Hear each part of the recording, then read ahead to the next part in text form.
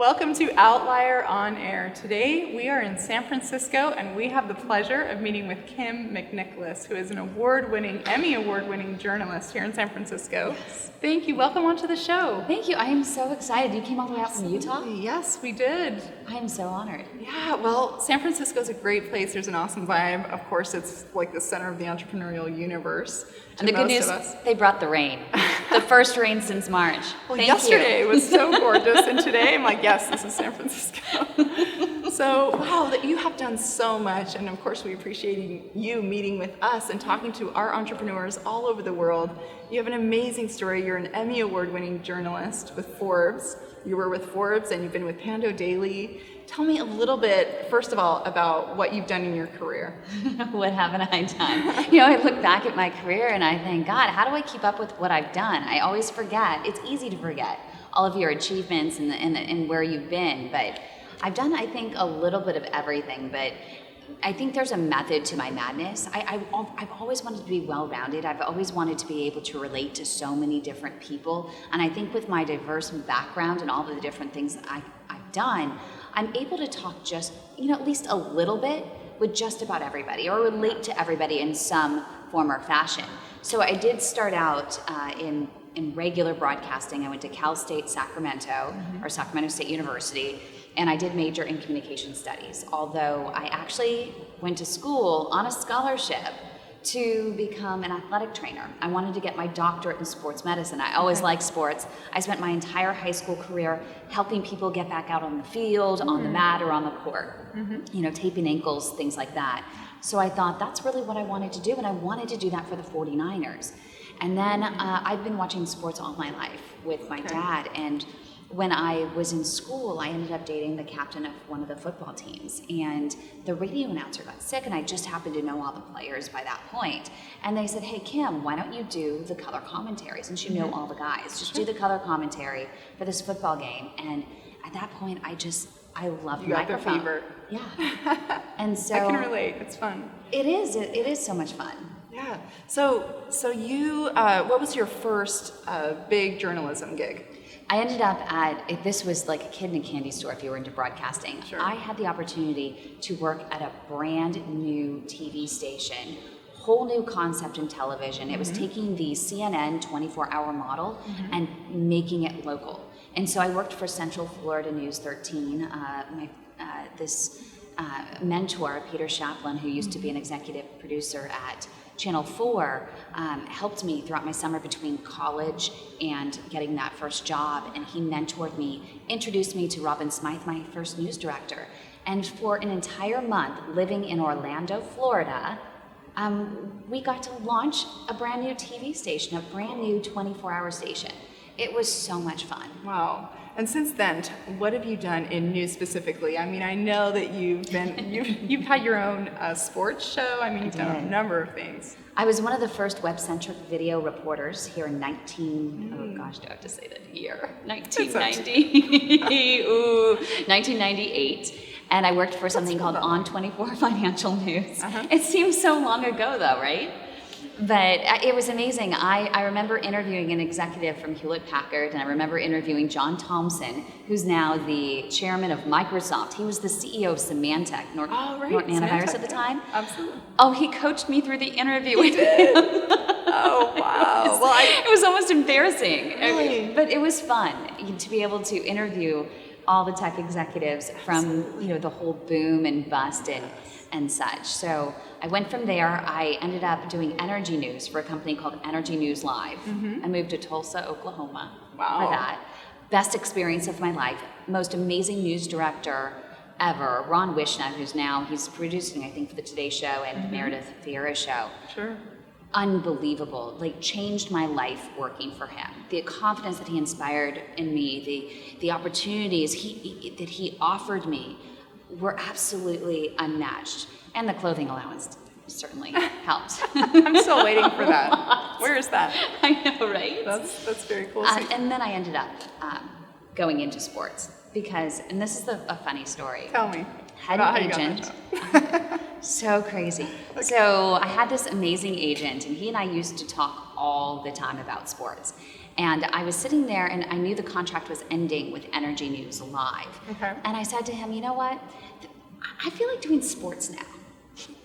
He says, you don't have any sports experience. There's no way you're going to be able to do sports. He's like, I have a Miss USA. I have all these gorgeous girls, blah, blah, blah. I'm like, am I not pretty? Like, enough to do? I mean, I don't have a crown on my head, but, I really want to do sports.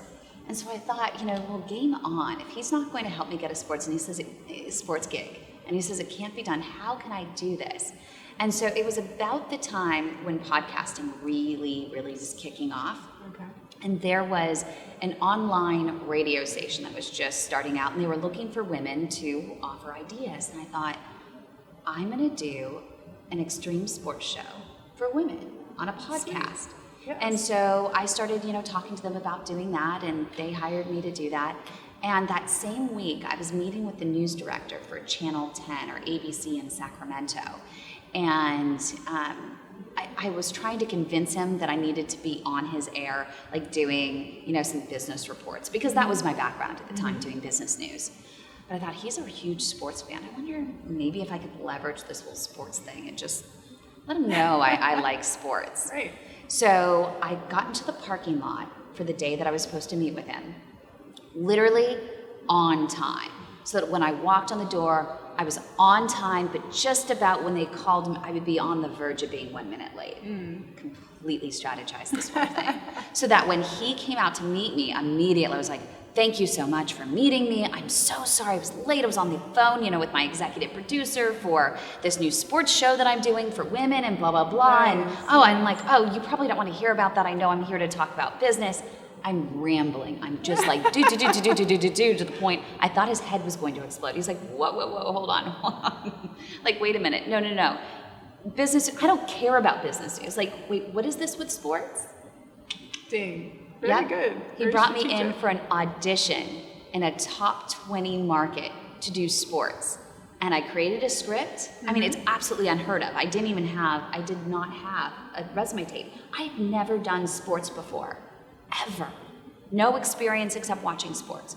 I put together a really great script, was having a great time, and he offered it to me. Nice. So that's how I Excellent. got into doing that. Well, and you, from what I know of you, you don't do anything in a conventional way, and No. you don't take no for an answer, and you don't let people push you around, and you have a goal, and you're going to do it. You're Right. going to make it happen, which is what these entrepreneurs, we all want to learn from people like you who have done amazing things. And of course, our audience is full of people who are doing amazing things as well. But that's the common strain that I see is you're doing what you're completely passionate about, and you just don't take no for an answer. You can't, and you can't let anyone say that you can't do something. That is hugely important. If you're passionate about something, why can't you? Yeah. I mean, there was I'm trying to think if it was Thomas Jefferson who said something like, just because it can't be done doesn't mean it shouldn't be done. And I know I completely botched that, so please don't go look it up and leave really nasty comments. I know it's something along those lines. Sure. But yeah. But if you're passionate about it, make it happen. Just Don't take do no for an it, answer. right? Period. Yeah. Right. So what are some of these other things? I mean, now you're involved with Richard Branson. Yes. Tell me a little bit about that. Oh my gosh, talk about the opportunity of a lifetime. Richard Branson, as you know, is a kiteboarder, and he's constantly trying to create world records in kiteboarding, and he's just one of the most phenomenal entrepreneurs you'll ever know. Yeah. So I belong to a group called Mai Tai Global, and it's a kiteboarding group. It's a kiteboarding group. You kiteboard. So okay, that's a ahead. whole other Okay, question. go ahead. You want to hear my kiteboarding stories? Ask me about that. Okay, we'll continue your thought. Maybe we'll get to that. I kind of kiteboard. Okay. I'm trying. I'm 4 years in learning. Okay, so you're in the group. Yeah, kind of. Okay. So, but I've been a professional water skier, and so when I got to working at Forbes in Silicon Valley here, I just, for some reason, didn't feel like I fit in with the entrepreneurs here. And I would, I had long blonde hair down to my waist. I had been doing sports before that. And I wanted to find people that I really clicked with. And I discovered the Mai Tai group of kiteboarders. A friend of mine, David Hassel, is part of the group. They get together every year in Maui. And that's really where it started. I know I'm going to throw out a whole bunch of names here, but Bill Ty, who used to be or maybe still is, with Charles River Venture Partners. He's a legendary VC here in Silicon Valley. He loved kiteboarding, and he started this group called My Thai Global along with Susie Mai, who's a professional kiteboarder, and they just would have a group of friends, great technology folks, investors, et cetera, from around the world that would converge on Maui every year. It's since I got invited to got in with the group, it's since grown, become global. They now have it, tied to startup competitions in, Australia. I think they've done one in Brazil. And Richard Branson heard about it because he's friends with all of them. They do Mai Tai Necker Island. Okay. And so they go to Necker Island every year. And so Bill's like, you like the idea of this? And Richard's like, yeah, I want to do one. And so that's where the Extreme Tech Challenge came about. And they asked me to help them with their media because I was, I have an extensive media career. And they asked me to MC the event, and both at the Consumer Electronics Show at Vegas, which is where the semifinals will be held, and then at Necker Island, where the finals will be held with Richard Branson. And in getting involved, they said, you're doing such a great job. We want you to run this. So now you're the executive director for the Extreme Tech Challenge. Right, and it's the most amazing startup competition. We're looking for, wicked smart entrepreneurs with a company that they have to have a working demo. They have to have, proven product market fit, and they have to have less than $10 million in revenue. And what would Richard Branson want to see?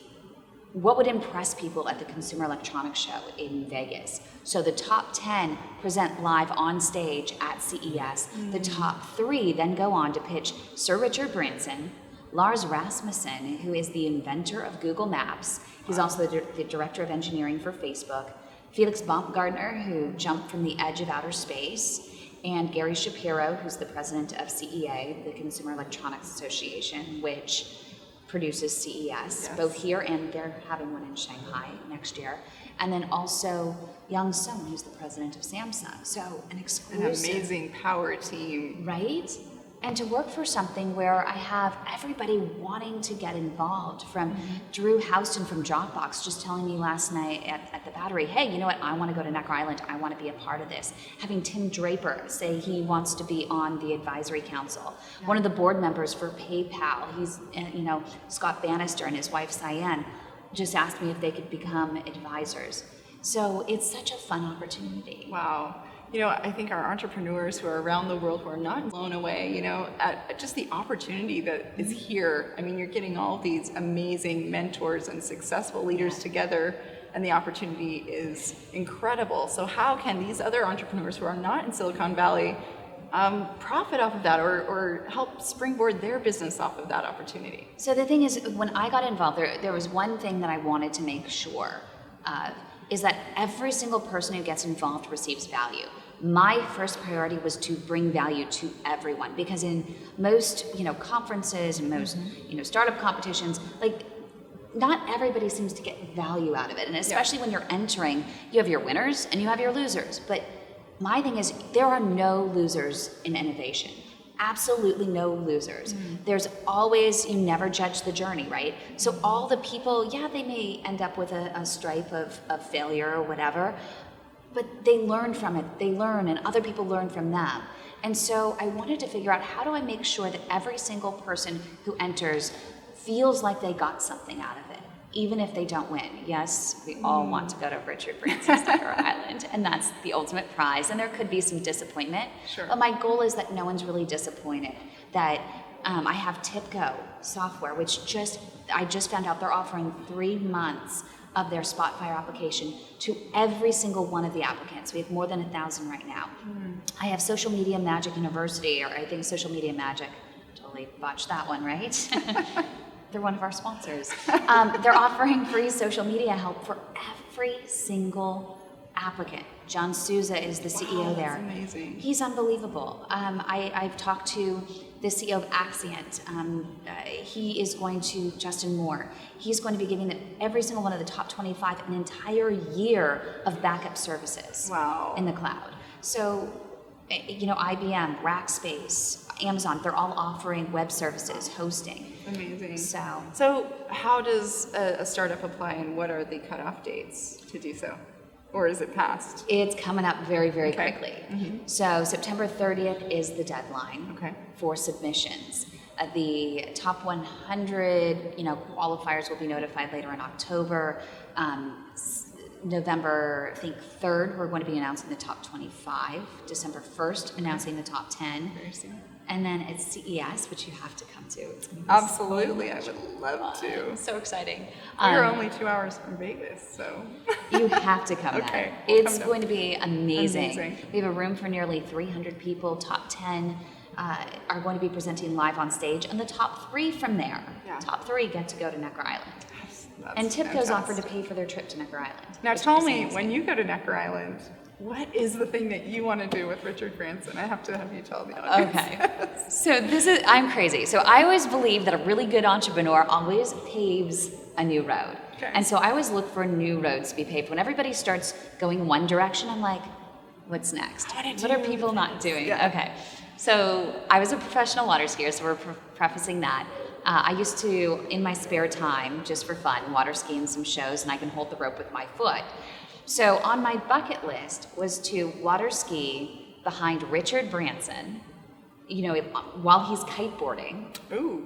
with my rope attached to him, and water skiing behind him, holding onto the rope with my foot. Oh, is that even possible? I've been practicing. You're going to do it. And he knows this, right? He does. He knows you want to do this. I've told him a couple of times. I'm really excited to do it. I actually feel like the universe kind of works in mysterious ways. It's kind of like the path of least resistance. Yeah. When I interviewed Richard at Forbes, I told him a couple of times, I'm like, I'm doing this.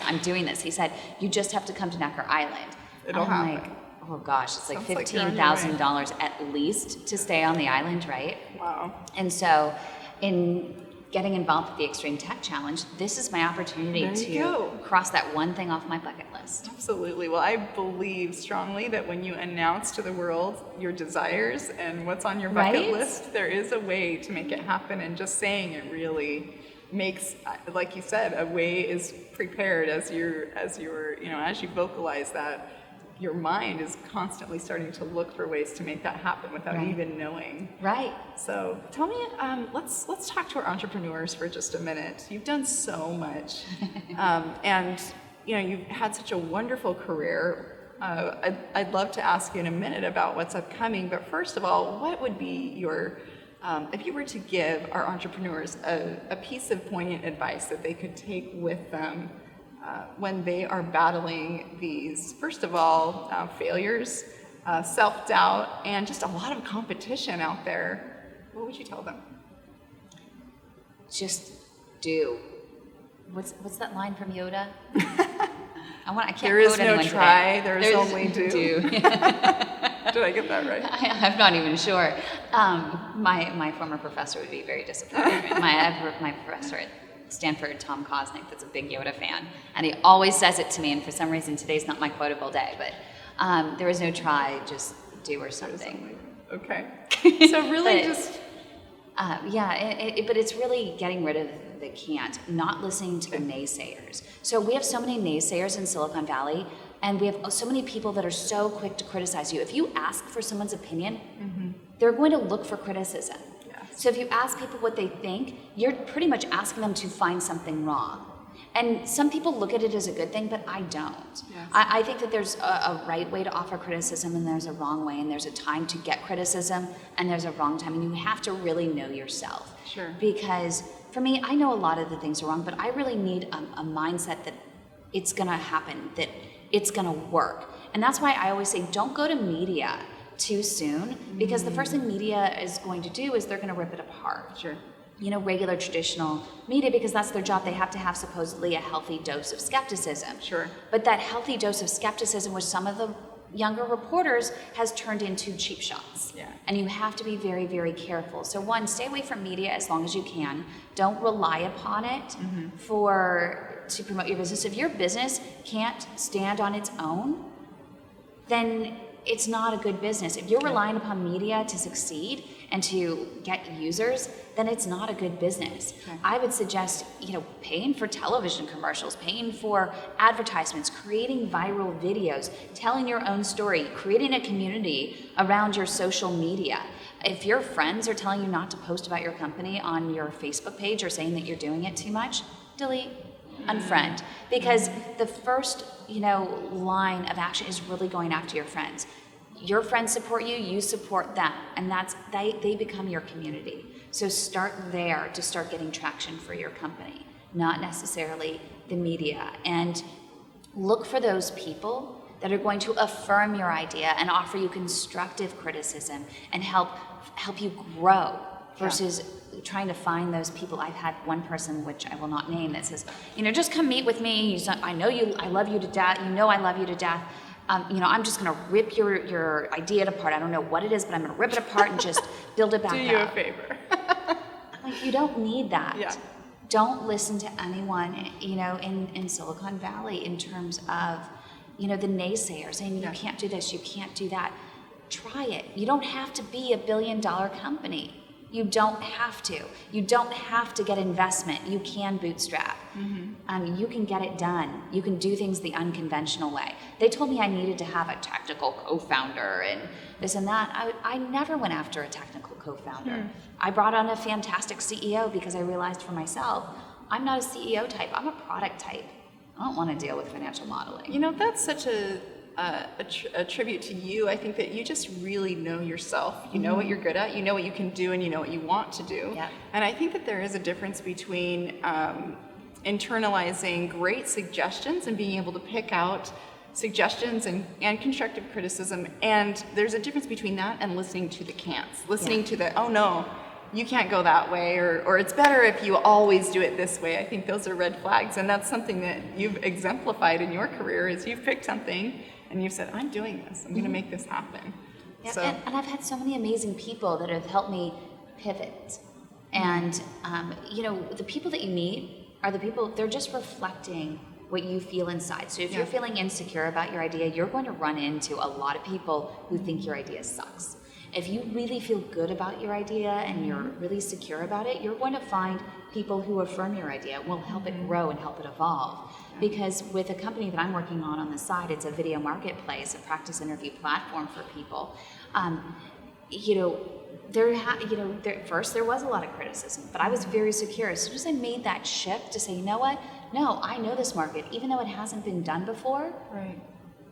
I can do this. I can make it happen. I know there's a market. And as soon as I did that, I started finding people that would affirm that and helped me grow it and helped me evolve it and found more and more people that wanted to be involved. So tell me this, you have so many successes and so many great stories, but have you been through a time where you were just down in the dumps? Or tell me about just a minute or two about that experience where I know you've been through some tough times to get up on the level to where you are. Can you share just one with us? I've had, quite a few. And it mostly comes in the form of someone saying some pretty mean things to me. I drove all the way out of my way to a TV station that asked me to come. Okay. Asked me to come. And he said, he puts in my tape, doesn't even watch it for a second. He's like, who do you think you are, some sex pot? You'll never make it in this business. Wow. I was like, are you kidding me? Dang. It's really, so I've had that. I've had a boss before tell me, oh goodness, maybe we should have had drinks more and after, and we would have been great together. Oh, wow. So let's work on our chemistry. Well, and imagine in this business where you are so front and center that you have to have a very thick skin and you meet all types of personalities. You really, really do. And you have to kind of look at those situations and you have to say, I own who I am. Yeah. I'm confident in who I am. I don't need to listen to those people. I don't need to do those things that they would expect me to do to succeed. There are always ways that you can succeed in the ways that you feel good. You don't have to follow the conventional route. There's not one way to get to where you want to be. That's the great thing about life. That's the great thing about the entrepreneurial journey. There's always a different way you can go. There is always an option. I always believe, and this is probably the best advice I think I've ever gotten, and from my friend Christine Meyer, that everything always works out. Everything works out. It may not work out the way you think, but it does work out in some form or fashion. And I think that's critical for everybody. So every time something does go wrong, someone says something bad to me, mean to me, or something bad, I always think for a second, I stop. I literally stop for a second. I say, if everything all works out, then this is okay. This is inconsequential. Let's move on. Exactly. Excellent. Well, I admire your grit and your tenacity and just your positive force that you have going in the world. There are so many things we didn't get to discuss. So I encourage our audience to look you up, and I would like to ask you how they can best do that. Wow, there's so many different places. I'm actually best, so I have a little bit of a Twitter following, but really on Facebook. If they send me a message and they say, hey, I just saw you on your show, and they want to be a friend, I'm more than happy to add them as a friend. My whole goal is I want to add value to everybody that's in my life. I want to help people. I've been through a lot, I've done a lot of different things, and I think that I would like to think that my journey wasn't for naught. I want to help other people. Wonderful. Well, we so appreciate your mentorship. Kym McNicholas, look her up on Facebook, and then go to outliermagazine.co, and you will see all the show notes to this interview, as well as the walkthrough of the space that we're in right now, which is amazing. And we'll see you online. Thank you, Kym. Thank you.